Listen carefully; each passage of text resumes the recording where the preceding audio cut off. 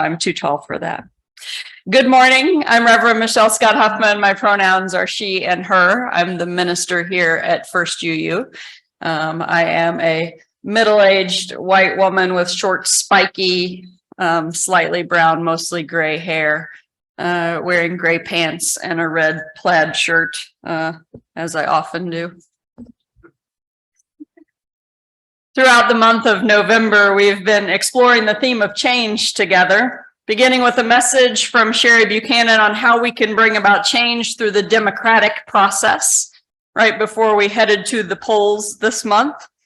Colleen and I spoke of our shared motivation to change the way we interact with the economy and our neighbors, and about building an economy based on sharing. Eva and AJ challenged us to hear Indigenous voices and to incorporate what we've learned into our thinking about and celebration of Thanksgiving.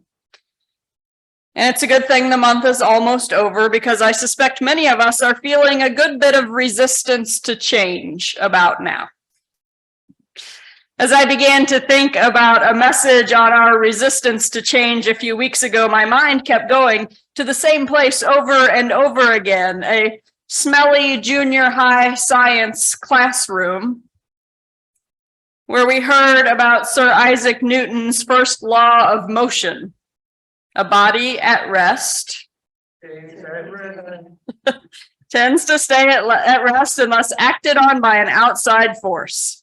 Actually, the law makes no distinction between a body at rest and a body moving along at a uniform speed in a straight line.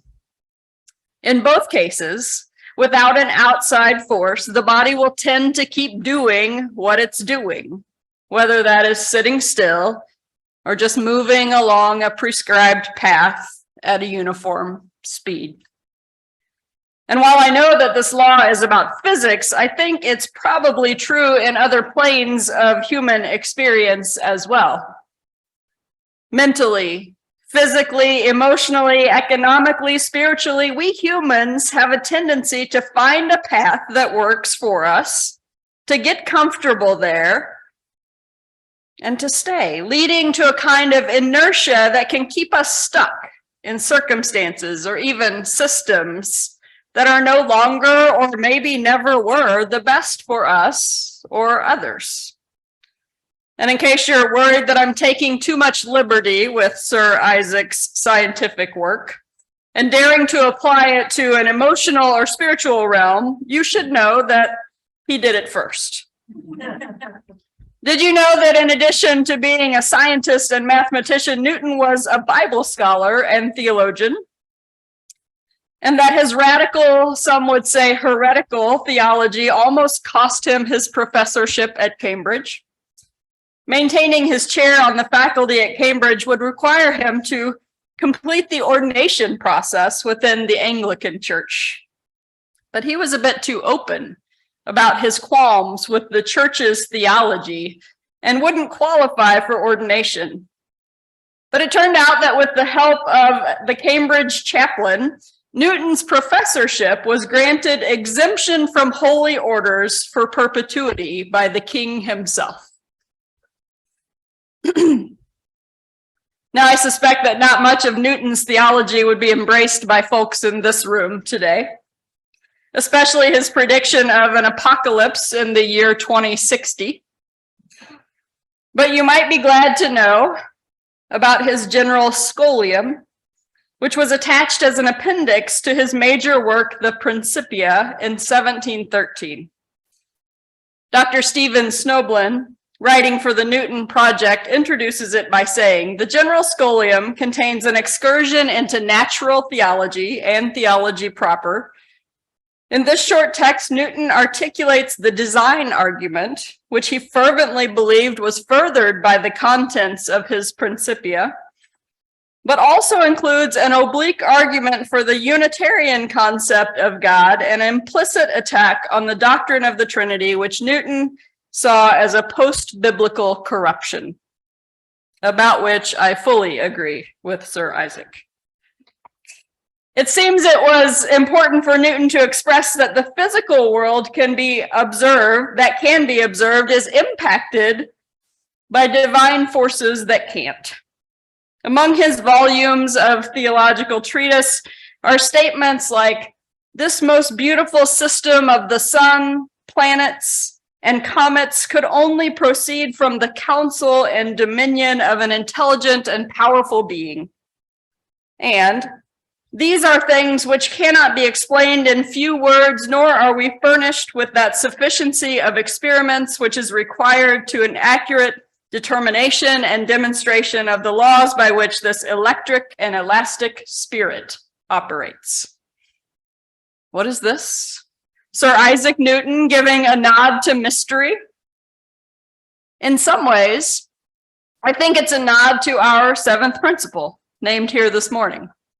Respect for the interdependent web of existence of which we all are a part, and to the interconnectedness of all things, including the spiritual and physical realms.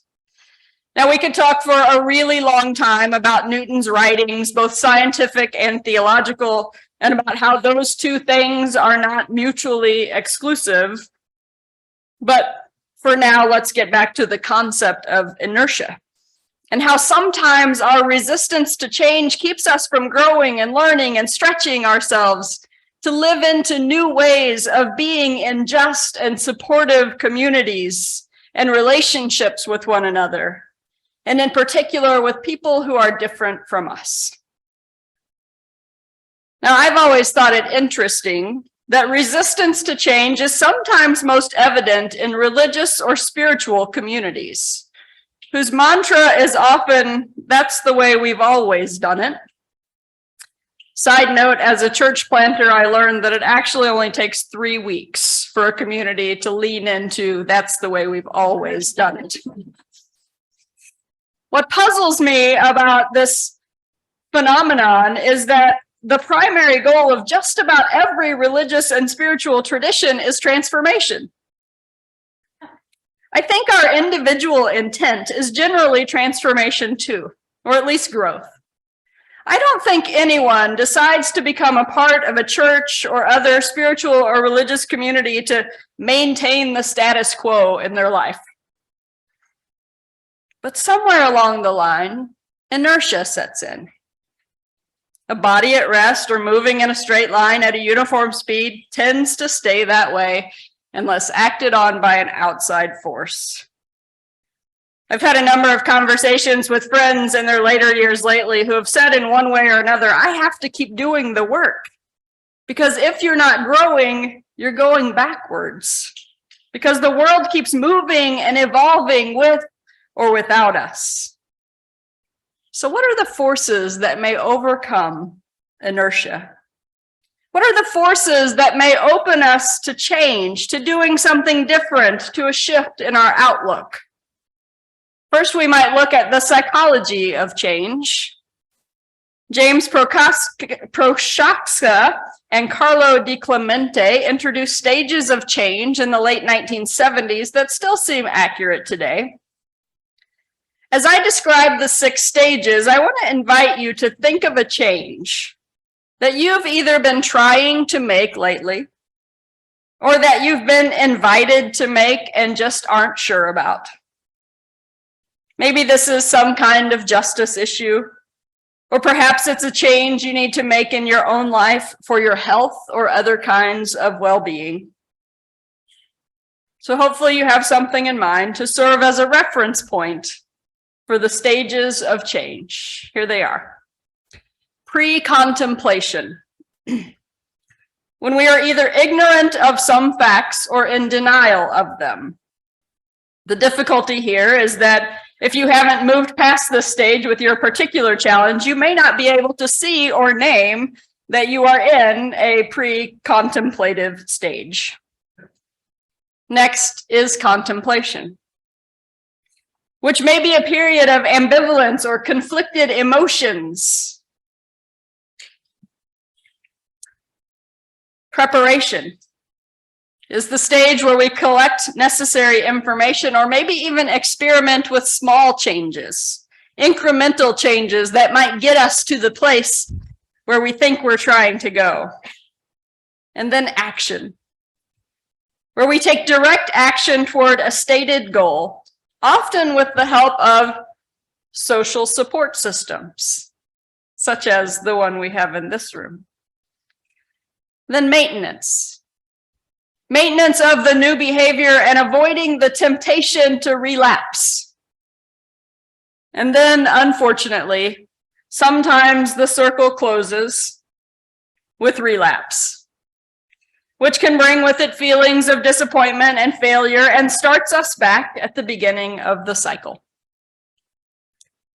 The truth is that sometimes, even if we feel a commitment to change, it's as if something else in a dark area, or something we might call the unconscious area of the psyche, is resistant to the change that we have decided is necessary in our mind and in our heart.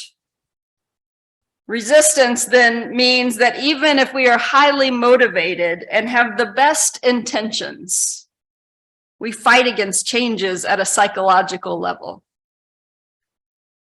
Some psychologists have suggested that resistance to change is not just a result of inertia, but instead we are unwittingly applying energy toward a competing commitment. And sometimes that commitment is simply to maintain the comfort of what we know, even when we think that what we could have or experience is better. This unconscious immunity to change can feel like an internal struggle between two parts of ourselves, one that overtly wants change and one that covertly fights against it. This is not a new problem. Its description is found in many sources of ancient wisdom and religious traditions. In Christianity, it's the Apostle Paul in the letter to the Romans saying, "I do not understand what I do, for what I want to do, I do not do, and what I hate, I do." A Hindu teaching talks about the vidya, an ancient Indian word that means vision or learning. Everyone has this natural inner vision, but everyone also has a vidya, or the inability or unwillingness to learn something new. Even within humanist circles, the insistence that humanity is capable of being ethical and moral without religion or belief in a deity can fall short of transformative action when our ethical framework doesn't always translate into community building action. Even though resistance to change seems to be a part of the human condition, we know that there are forces that move us out of our inertia. In physics, we talk about internal and external forces, and I want to suggest that that might be true here as well. Some internal forces that may send us in motion toward positive change may include a physical, mental, or emotional inability to continue accepting the status quo. Another way to say this is that we will work toward change when the pain of our current experience outweighs the fear of taking action.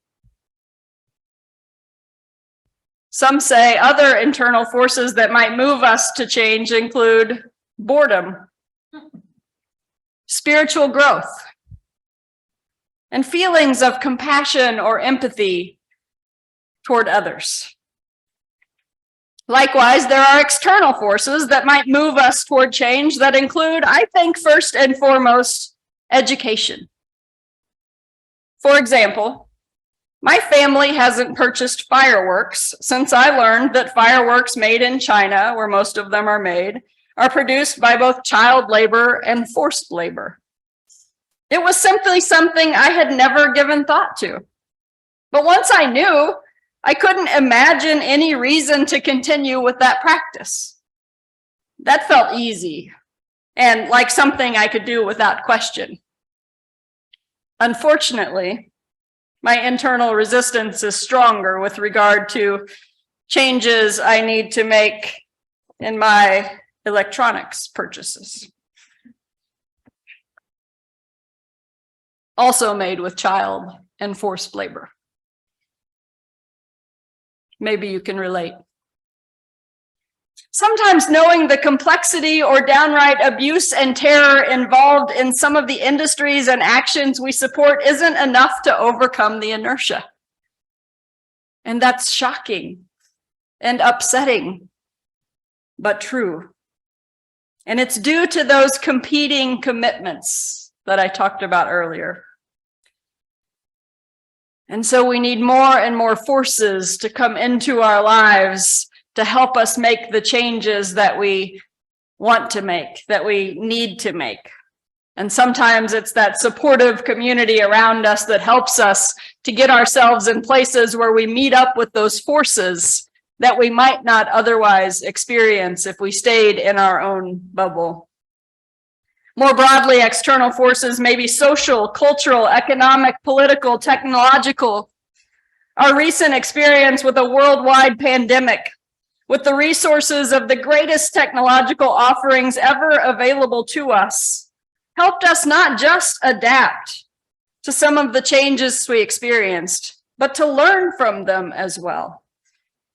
Nobody wanted to go from being in person together in church on Sunday mornings to being in virtual space, but we did it without even missing a Sunday. And we learned in that time that technology allows us to continue to be in relationship with people in our community who can no longer be physically present with us. We lamented earlier this year when Sally Hubbard died that so many people hadn't seen her in years, even though she had been such an integral part of this community. In contrast, when both Lee Kinsey and Fran Harris were able to be present with us on almost a weekly basis right up to their deaths, we learned that it didn't have to be that way. This was a change that was thrust upon us and certainly wasn't welcome, but we had to adapt. And the gift of that adaptation is that we learned things that helped us become a more connected community, not just for those who have the privilege of making it here physically, but for people who need to connect in a different way for lots of reasons that we may or may not understand. There remain, of course, kinks to work out. But once we've learned something new about inclusion, my hope is that we will always lean in that direction together. I'll close with this quote from mathematician and philosopher Alfred North Whitehead, who said, "The art of progress is to preserve order amid change and to preserve change amid order." May we be a people of such balance and progress. May we reach toward the trapeze bar that awaits and trust whatever or whoever is the catcher to do its job so that we might explore what lies ahead with hope and joy. Blessed be, and amen.